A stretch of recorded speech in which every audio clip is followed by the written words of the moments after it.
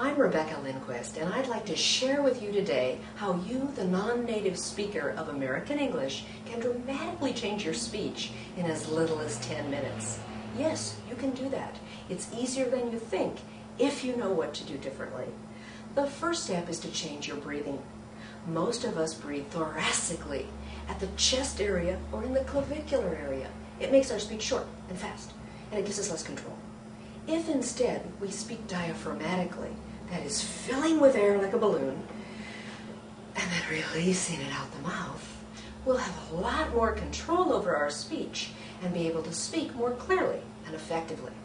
Now, you may know that you should be doing that, but you may not be doing it. So let's work on that together. First, fill up with air like a balloon, and then exhale. Use your hand as a gauge to make sure you're doing that. Now we'll do the tricky part, that is speaking while we're exhaling. Don't worry if you're not doing this correctly the first time.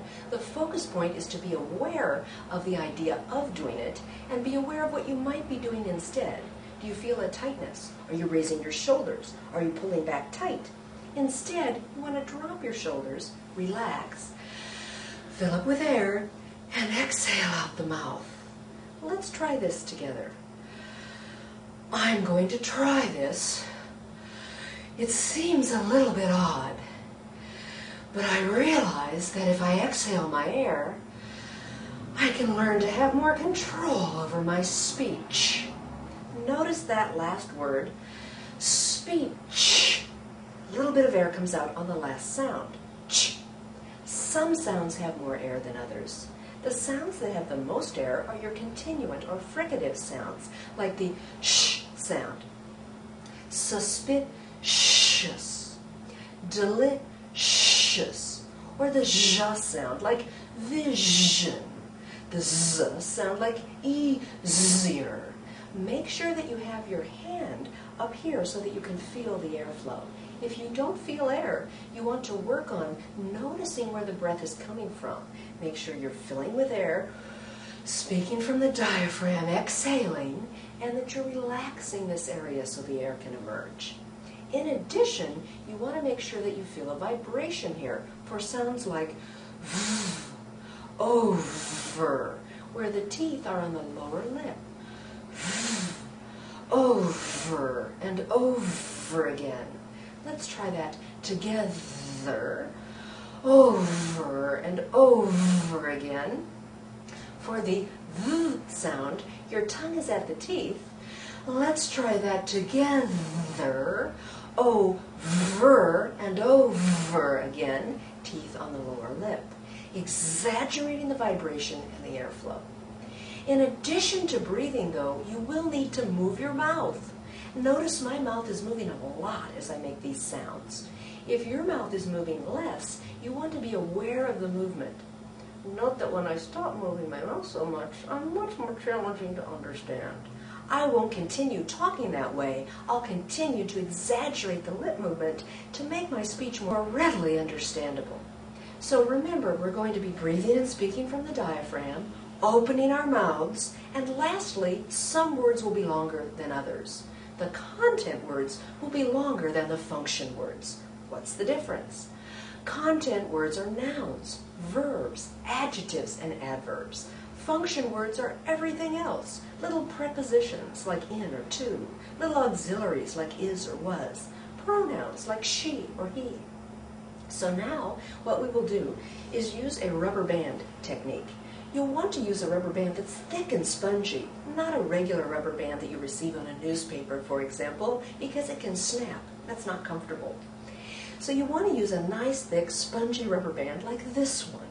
And you want to put it between your thumbs like this. We're going to stretch it with certain words. Some words will be long and some will be short.